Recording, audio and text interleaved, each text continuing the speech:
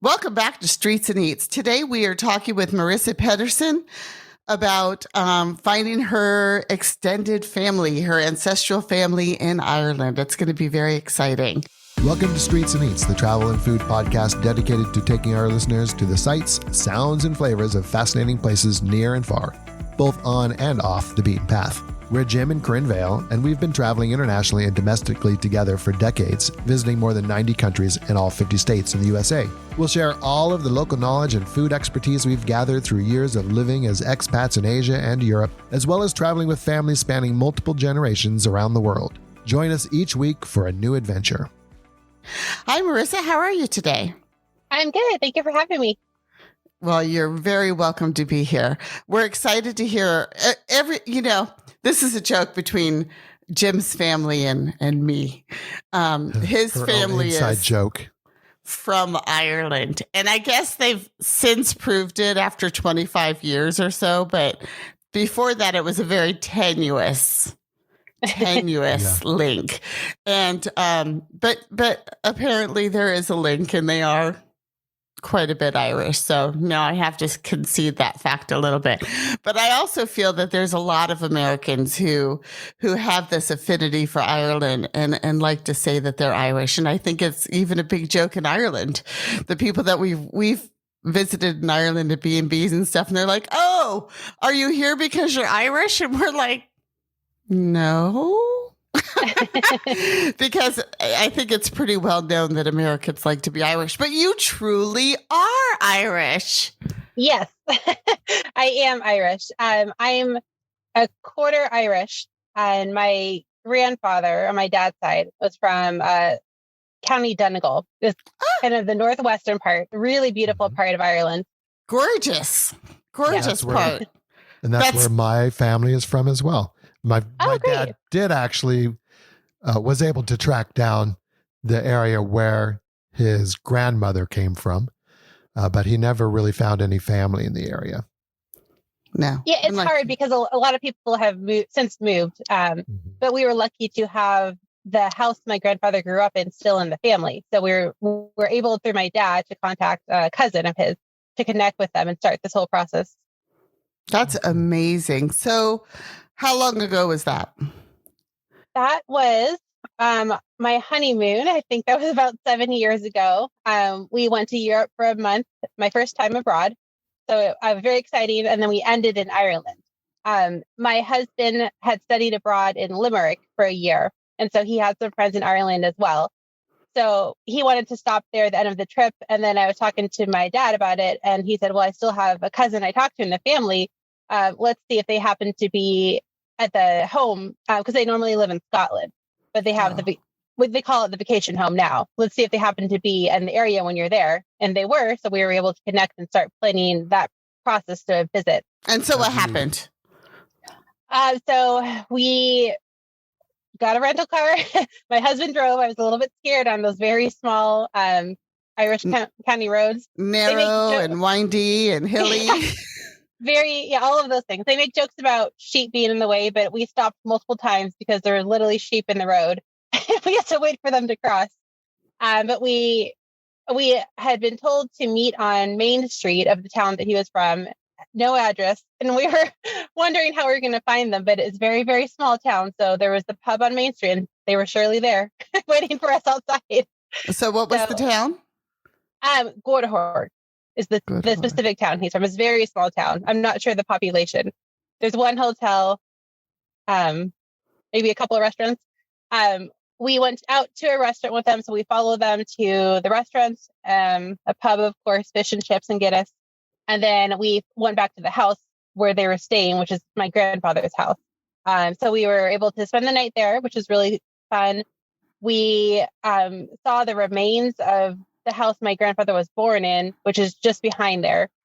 We also, after dinner, went to the cemetery where a lot of the family is. And then we were able to meet a lot of other cousins who lived just across the street. So that was great to meet family I'd never talked to before. I'll bet. I think it kind of was happenstance that it worked out the way it did, but it was really the start of a whole new chapter in your life, wasn't it? Yes. So then I started looking into dual citizenship because I love Ireland. My husband loves Ireland from his experience there. We would love to eventually get a place there, like a vacation home to have. And so it was essentially pretty easy because my grandfather was born in Ireland. There was a lot of things to collect, like his birth certificate, death certificate, all of these things. But once I collected them and sent them in, I think it took about 9 months and they approved me for dual citizenship. So now I can live in Ireland, work in Ireland if I choose. And then because I'm considered, it's like foreign birth registration is what it's called. But because I was technically an Irish citizen when my 2 sons were born, they now have Irish citizenship as well. Very nice, especially if you plan on traveling in the Schengen zone because, you've got a place to go. Or I don't even know if it applies to you. Right. Yeah. Having the EU passport makes it a lot easier to travel within the EU. And so I had just gotten into international travel. And so now I have my Irish passport. I'm in the process of getting the ones for my sons, but it'll be a lot easier for them to travel and just more options when they're older, because I hope they explore the world like I had the chance to. Exactly. Got to pass it on. So, okay. So you got dual citizenship and then how many times have you been back to visit the family since? I haven't seen the family there. They've actually come to Seattle. So we've showed them our area, which is fun. But I have been to Ireland 3 times since. And so I'm just trying to explore all of the country, just such a gorgeous country. And then now I have since started a website. About a year ago, I started my website called Wander Around Ireland. So it's geared towards helping tourists visit Ireland, whether for the first time or just for a new part they want to explore. The more I was talking to people about all my trips I've been to Ireland, there seems to be a lot of fear about driving because it's on the wrong side of the road over there. Oh, yeah. Mm-hmm. And so the last time I went, I was actually pregnant with my first son. I think I was 7 months pregnant. It was kind of borderline for when I should be traveling, but and I was by myself this time without my husband. And so I said, if I want to explore these new areas, I need to learn how to drive in this car on the other side of the road. So I've had a lot of personal experiences that I have documented, and then I started the website to help others feel more comfortable. Yeah, well, Jim has driven all over the world and Ireland as well. And he's got a theory about driving on the left. We also hear that quite a bit about the fear of driving on the left side of the road. And what I tell everybody is the reality is once you're on the road and you're in a car that was built for driving on the left side of the road, it's really a lot easier than most people think. Now, there are still some challenges, especially when you're like making a left-hand turn onto a road and there's no traffic. Yeah, that's probably exactly. The worst time. That's exactly what I've told people. That's the only time when I was in the really small counties and I was getting an early start on the day, turning onto the road, and I was like, wait a minute, is this the right side of the road? But when you are getting onto the freeways, onto even like Dublin, like the main streets, you're not going to go the opposite direction of traffic. Like you're going to follow traffic. Yeah, it was a little tricky because you sit on the other side of the car as well when you're in Ireland and you drive on the other side, but you do get used to it fairly quickly. I heard the advice of when I landed in Dublin when I did this specific trip, had the rental car and then drove around the rental car parking lot for probably 15 minutes just to get used to it. And then I said, okay, I'm ready to go, because I had to get out into Dublin City. So that's my advice, is just go somewhere smaller where you can practice for a few minutes maybe.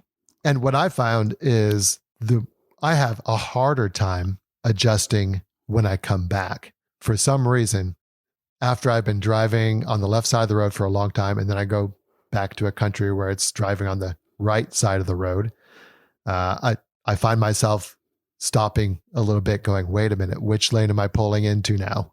When I make turns. But I think that's because you're on high alert and you're really trying to think about it when you're doing the opposite of what you're used to. But then when you get back to reality, it's like, wait a minute, I'm not thinking anymore. I was going to say roundabouts for me were hard when I got back, because there's a couple by my house, roundabouts. Those are hard. If there's nobody in the roundabout, it took me a minute to think, which way am I supposed to be going when I return to America? And we were living in Germany for a long time, and we would take our car on the ferry and go over. And of course, our car in Germany was a Right-hand drive. left-hand drive, right side. Yeah, it was a regular car for us. Right? That's confusing. Now I find myself thinking about it again. It's right-hand, right? We drive on the right. The driver sits on the left side. You drive on the right side of the road in the United States and most of Europe. Okay, so a regular car. The UK, exactly. And so that is a lot more difficult because you're sitting on the wrong side of the road, driving on the wrong side of the car. So your mirrors aren't really set up that way. That can be really challenging if you're driving a conventional, I guess, I don't know what the right word, a conventional drive car in the UK or in Ireland. Well, but when you go over on the ferry, they have, no kidding, sign after sign after sign after sign that says, move over, you're on the wrong side of the road. Remember, drive on the left, get over there. I mean, I don't know what all the signs say, but there's tons of them. That's helpful. It is helpful. So driving around Ireland is a lot of fun. Did you get a chance to do any other types of transportation, busing or bicycling? Not bicycling. When I was in Dublin, we did, I'm going to say it wrong, the Louis. It's like a streetcar. I think I'm pronouncing it incorrectly. There's a streetcar you can take around the Dublin city. But I prefer walking when possible because I think it's the best way to explore a city. Of course, it's not possible, the smaller towns, but the big cities, we don't tend to take cabs or anything like that because you can see so much more. You can walk by a restaurant and say, that's where I want to eat, or here's live music that's playing. Like that's the way to explore the city if you're able to. Definitely. I think walking anywhere is a really good idea. Yeah. But we also find the same thing, like if you're going from one big side of the city to the other, to take a bus for the same reasons, though, that you can look out the window and see things rather than taking a subway or even a cab. It's just kind of nice to take the bus. And plus, we always strike up conversations with people. So that's always nice. Right. I love that about traveling, but specifically in Ireland. I mean, a little biased, but I feel like they're very friendly people there. You can talk to anyone at the pub. Anyone. It's just so fun to strike up a conversation, and they seem genuinely interested, not annoyed that you're a tourist in their country, which is nice. I think they're very appreciative of tourists because they know that we bring in a lot of money. Yes. I've never, but I agree. I think the Irish are very friendly people, and I think that it is one of the more popular places that Americans go because of that link to, I don't know, whatever it is, St. Patrick's Day. Maybe. We have such good things. So did you find it difficult to start the process of getting your Irish citizenship? Were you able to do that in the States, or did you have to do that in Ireland? How did that work out? I did in the States, yes. It's pretty straightforward. And now that I've done it 3 times with my kids, it's just a matter of gathering the documents. It took a while though when I started it because I needed to contact via the internet the county where my grandfather was born. So figuring that out and ordering the birth certificate from there, waiting for that paper copy to come from Ireland to here. My dad was born in Canada. So then getting all the documents from the Canadian embassy downtown Seattle, I had to go there in person and get some documents for his proof of where he was born and to which parents. And then I was born in Texas.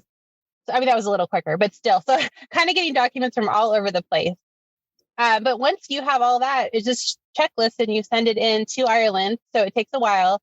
And then it comes back from Ireland again. And then to get the passport, it's just down in San Francisco that you just send in via mail. So it was a little overwhelming at first. It seemed like a lot of documents I had no idea how to get. But in this day and age, you can get anything online. So I'm very lucky for that. I don't know how I would have done it back in the day if I had to write a letter or something to an embassy. Yeah, it certainly would have added a lot of time. Yes. Or I suppose I think go there and find the county register like in person. And I mean, good another reason to go to Ireland. Why not? Yeah, any reason, right? Yeah. And I think that that's a very I mean, nowadays with the Schengen the way it is, it's just really convenient to have an EU passport, like we were saying, because otherwise you have to really worry about how much time you spend anywhere that you go. In the UK, Right. it's 180 days, though. I'm not sure. Ireland is part of the Schengen, I believe, though, isn't it? Yes, I haven't looked up the specific rules in a while. But I was thinking when I used to travel internationally a lot more, it would be nice to have that. Make it easier to get into countries and stay longer. And like I went to Cuba about 5 or 6 years ago. I mean, on my US passport. But there was quite a process to get into there. But if I used my Irish passport, it would have been a little easier process. So just things like that kind of got me thinking. So it'd just be nice to give my sons opportunity to travel if they wish when they're older. But your husband, just because he's married to you, he doesn't have the same opportunity? No, he's disappointed about that. He's very excited. He's thrilled that I have mine and the boys are having theirs as well.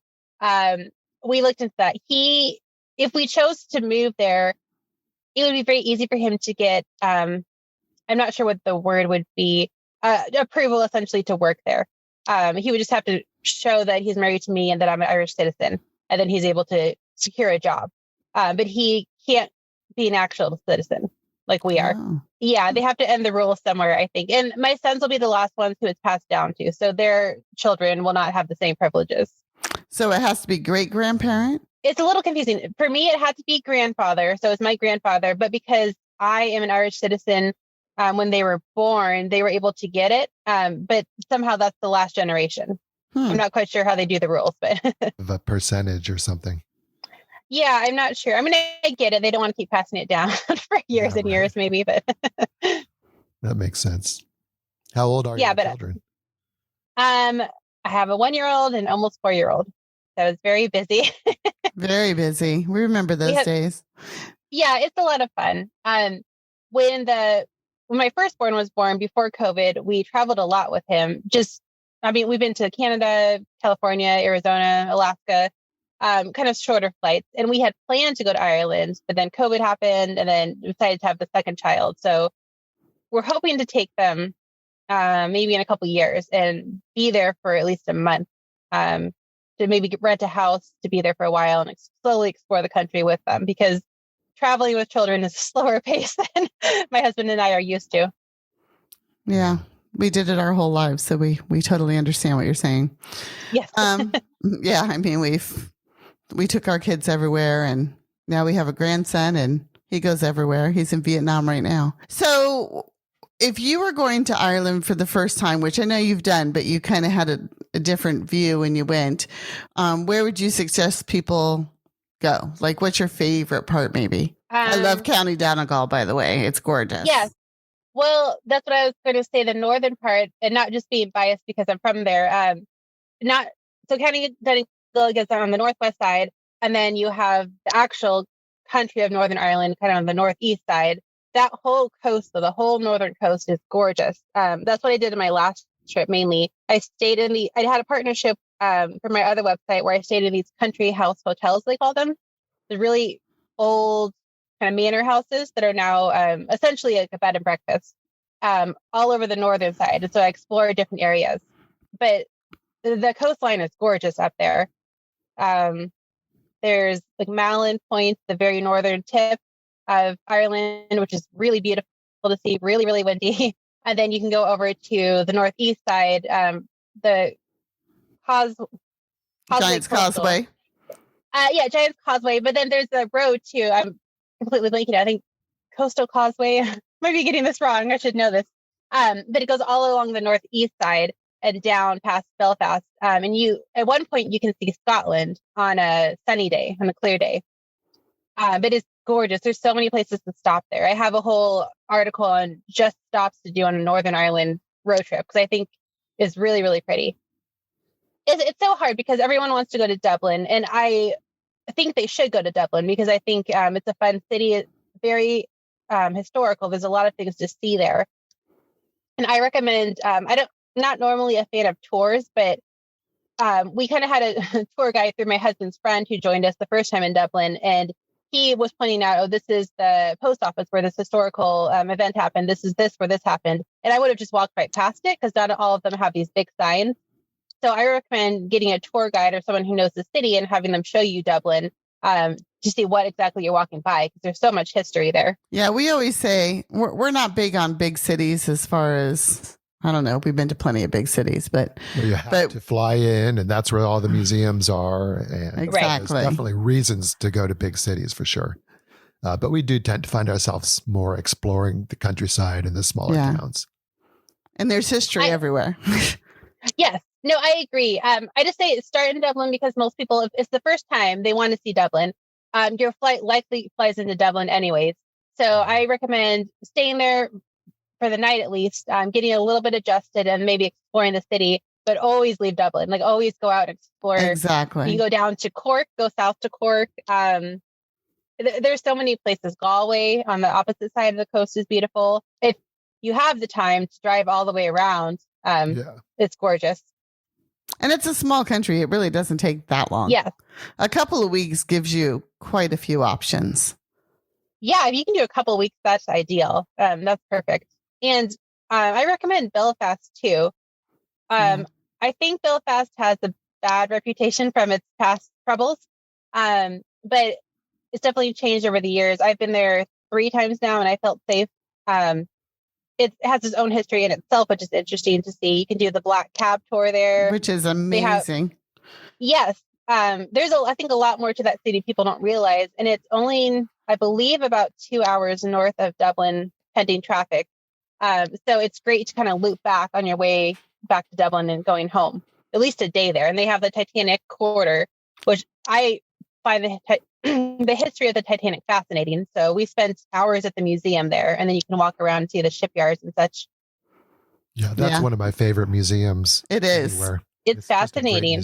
Well, and it's got so many interactive exhibits. So we went there with a lot of family, lots of kids, and they were fascinated too, because you get to take a ride, you get to play a game, you get to like jump around, play a game, like just really fun things. Right. Yeah. I hope to take my kids there when they're a little older, because I think they'd really appreciate it. You said you're planning on taking your kids there in a few years when things are starting to get back to normal. I don't know if they're quite there yet, but they're starting to get back to normal. So, so you suggest renting a car. That's one of the things that you think is a good idea. We always suggest that too. Yes.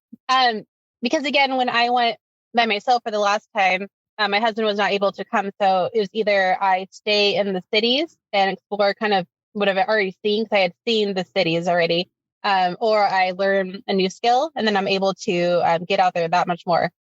So, and if you're really hesitant, you can always hire a driver. They do have bus tours available as well. If some people feel more comfortable with that, and they keep you around for several days, and you'll stop at the hotels.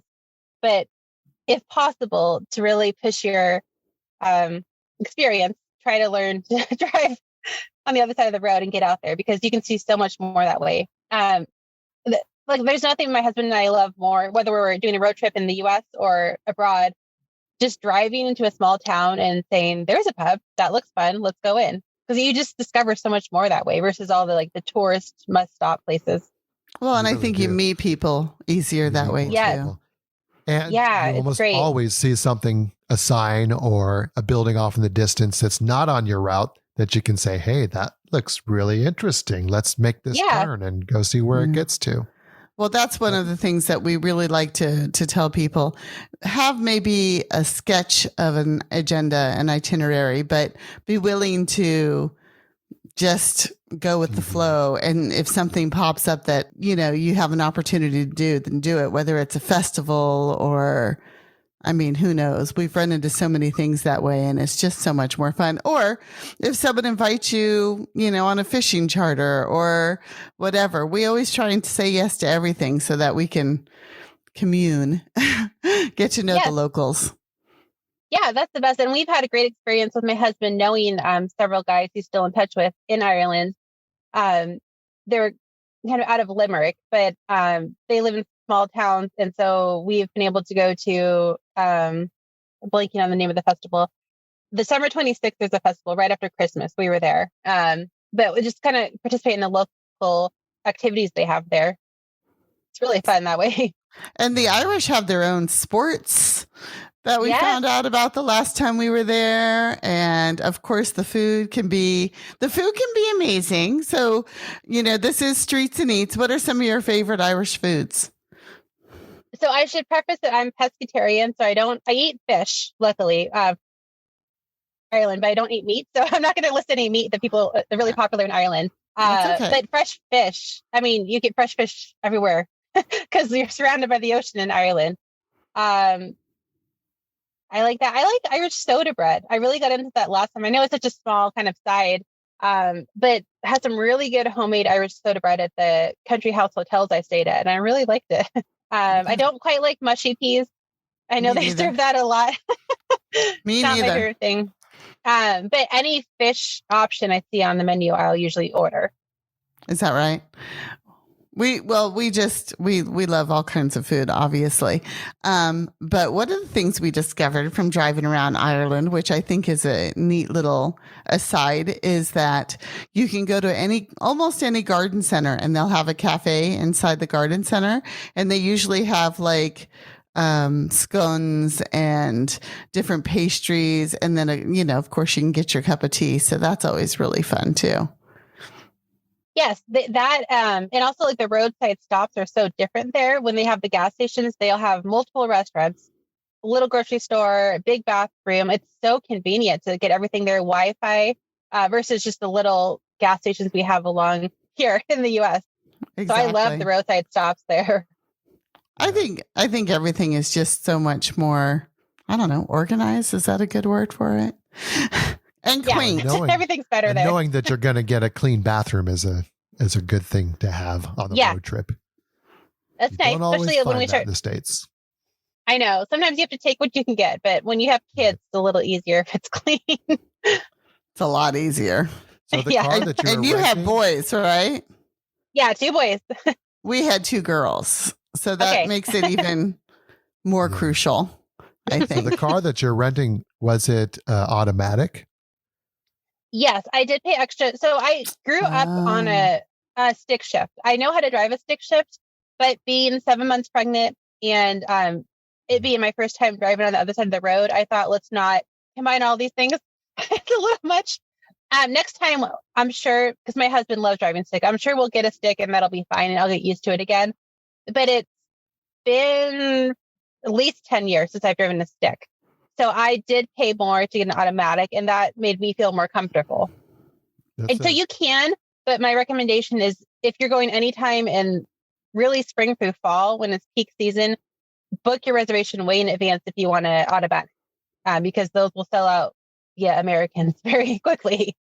Yeah, I only had a couple options left, and I was lucky. I kind of booked this trip last minute. So I was really lucky that I was able to find something, but you'll need to book that in advance. That's one of my top tips. Yeah, that's definitely something people need to think about when they're renting a car pretty much anywhere outside of the United States. Right. It can be really hard to get an automatic, and so many people don't know how to drive a stick shift. Nowadays, yeah. Yeah. And I'm not sure on the road is the best time to learn. Either learn before you go. Yeah. Especially when you're already dealing with driving on the other side of the road. Right. That could be really challenging. But that's what I've told some people who are interested in going, friends of mine, just booking in advance to get it automatic. If that's what you feel comfortable with and you think you can do that, but then you can also learn how to drive on the other side. That's where I'd rather you do that. So for sure. Well, and you like you said, you're dealing with, we've driven those roads. They're windy, hilly, narrow. I mean, things are on them. And of course there's rain and fog.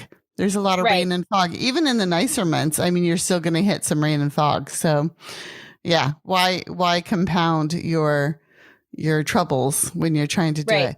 On the other hand, I think automatics are becoming a little bit more common now than they used to be, I would say even 5 or 6 years ago, because the places that we've been, we've rarely even had an automatic choice. So it's nice that at least they're becoming more available. And like you said, just make a plan and early. Book it as early as possible. Now, would you book all your accommodations ahead of time? Yeah. It depends on when you go, I think. Of course. Yes. I mean, around any holiday, if you're going to go to St. Patrick's Day, book that like a year in advance. I think that's the most popular time of year to go. But in the summer, I would say June through September probably seems to be the most popular times to go. Book that early or in the year before, at least 6 months in advance. If you are being specific about where you want to stay or a certain hotel or a certain area, I should say, but I would book that in advance. You also brought up a good point a minute ago about the roads being narrow. Don't book a big car. That's the thing, like, Americans, Exactly. like, we like our big cars. Don't book a big car. You can't fit. So learn to pack compactly, and so you can fit it into your trunk of a sedan, because you're not going to, I saw some vans on the road there. I was like, oh my gosh, they're not going to make it. Because sometimes either the cars are parked along one side of the road and you have to squeeze in, or it's just bushes. Like, I've been on roads that are just bushes, and I was like, my sedan barely fits. So don't book a big car if possible. Yeah. Well, we've been places, or stone walls, or Yes. buildings You don't wanna coming hit that. really close to the road. we've been places that you have to back to, like a pull out if another car comes along the way. So you have to be prepared for different kinds of driving than you would find in the States. In the States, we do have the luxury of having, for the most part, pretty wide roads that two cars can, travel easily against each other, but not in Ireland, not in the UK. No. Yeah, and the pullouts are nice, but they're hard because the locals know where they are. But if it's your first time on the road, you kind of have to wait and hope a pullout's coming if you see another car. So, or you have to hope a bush is a pullout. Sometimes I was not sure if I was in a pullout or not. But it's fun. It's such a great experience. Like, I'm really glad I pushed myself and learned how to drive on the other side of the road, because I was able to see so much more this way. Absolutely. Absolutely.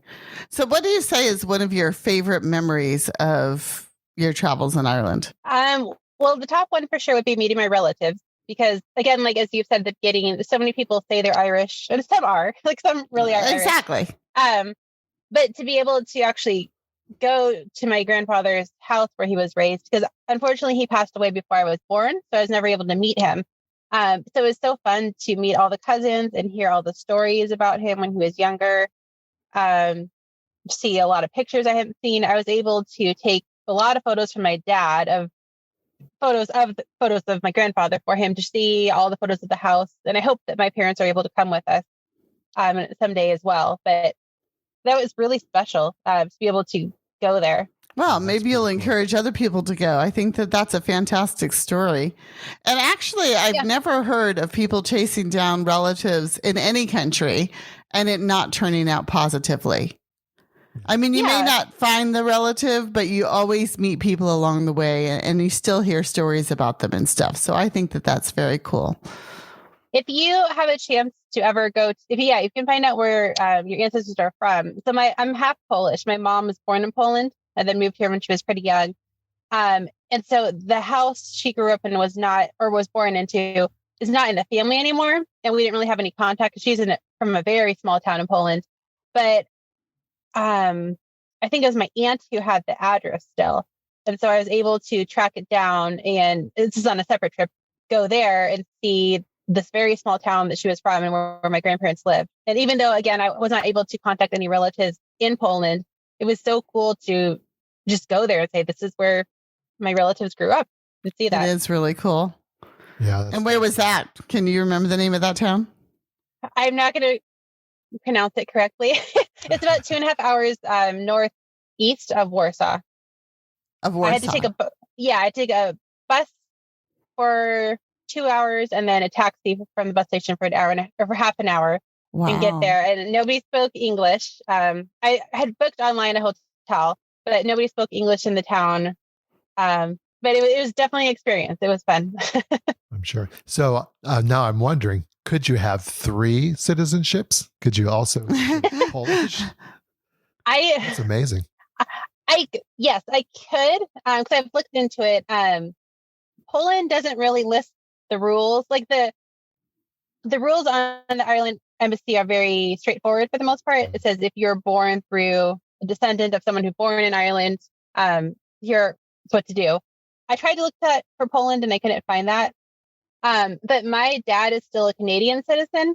So if I got anything, I'd probably get Canada, because that's a lot easier. But my husband really wants me to. I'm like, I don't know if I need triple citizenship. I don't know if the government will like that. Start collecting passports, right? Right. Yeah.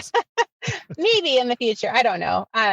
But I'm happy with the Irish one for now.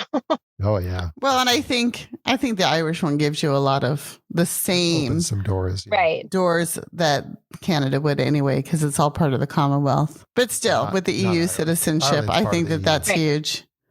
Anyway, Yeah. That's good enough for me for now. It was a process enough to get all those papers put together Yeah. for that. exactly. Well, we really appreciate talking to you, and I think it's a great story to hear that you were able to connect with your relatives and then, get citizenship in Ireland and be able to go back and forth at your will, which is really, really nice, and do that for your children as well. And we love Ireland, and we've been there a number of times ourselves. And yeah, whether you're driving or walking or riding on a tour bus, boats, there's so much to do there. We really, really Yeah. enjoy it. Yeah, It is I a could beautiful spend like country. months and months there. Yeah, there's so much to do. All right. Thanks for listening to this episode of Streets and Eats. If you liked what you heard, please show us some love, hit the like button, and leave us a review. Maybe even subscribe so you don't miss any future podcasts. Also, we'd love it if you joined us on our Facebook private group, Streets and Eats, where we just have an ongoing conversation about all things travel. Ciao for now.